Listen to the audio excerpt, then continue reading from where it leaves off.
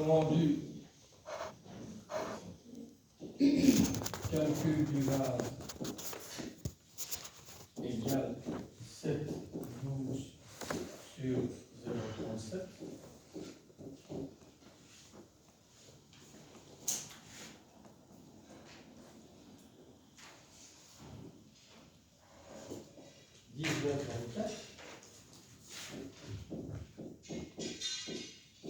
Oui.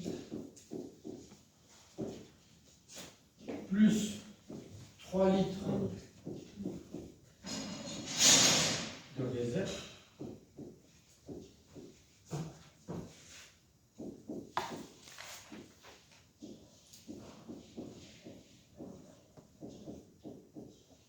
Autrement dit, au niveau de ce qui est commercialisé, c'est à 25 litres. Gonflé.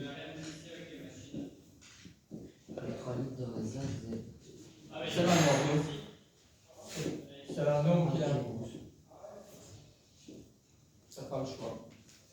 Et donc il doit être gonflé à 1,2 bar.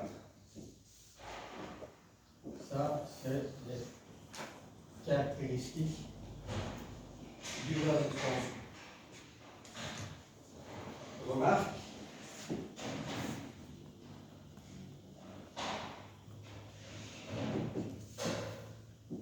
Minimum.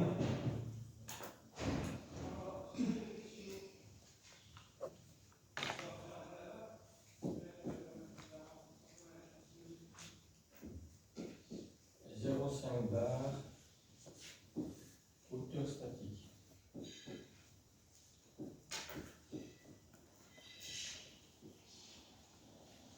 Donc même si votre chaudière est au même niveau que le radiateur, vous n'avez pas démarré au point 0, vous démarrez à 0,5.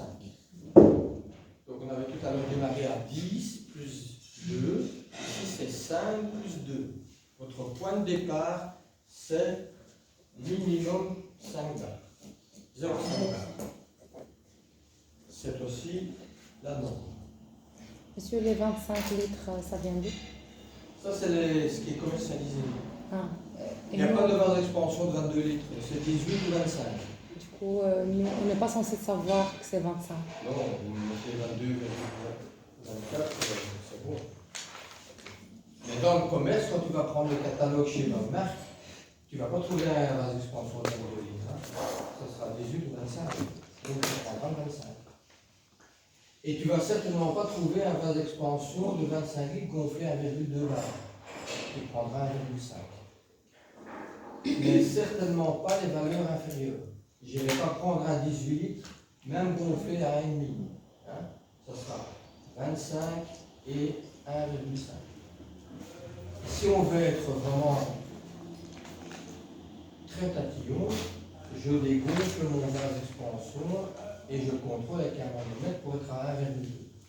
Ce que personne ne fait. Et les 0,5 bars, hauteur statique. Vous avez dit on ne démarre jamais à 0. Et comment vous avez fixé à 0,5? C'est la norme. Ah.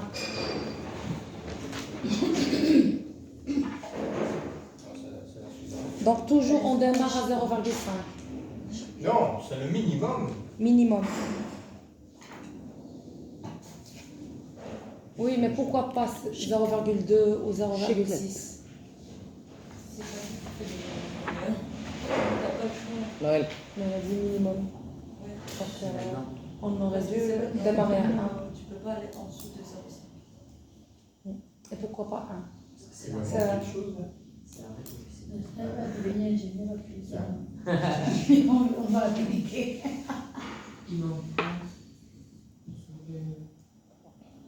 C'est comme si maintenant, il y a une loi et tu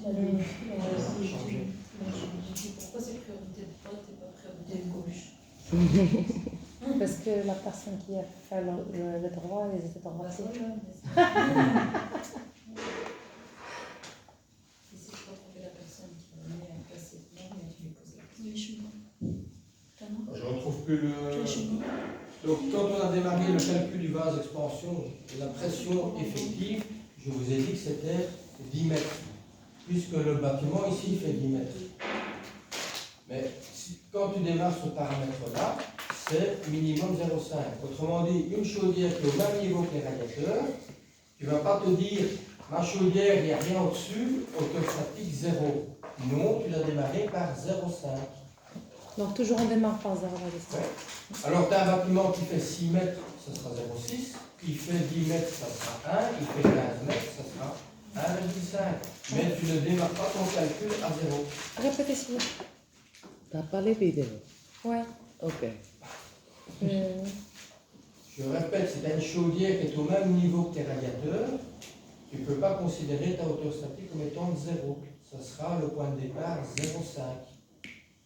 Et pour la suite, c'est une installation qui a plus que 5 mètres. Alors là, à ce moment-là, tu vas te baser sur la hauteur statique réelle. Donc Alors, ça dans va être un comme cas, tu pars sur une hauteur statique de 0, de 0,1, de 0,3. Une installation qui n'aurait qu'un appartement en duplex. Un niveau, deux niveaux. Entre ma chaudière et le radiateur le plus haut, il y a quoi 3-4 mètres. Puisque entre étages, il y a 3 mètres. Donc tu pourrais dire hauteur statique 3-4 mètres. Non, c'est minimum 0,5. Tu as deux niveaux et il y a 7 mètres. Là, tu pars sur 0,7.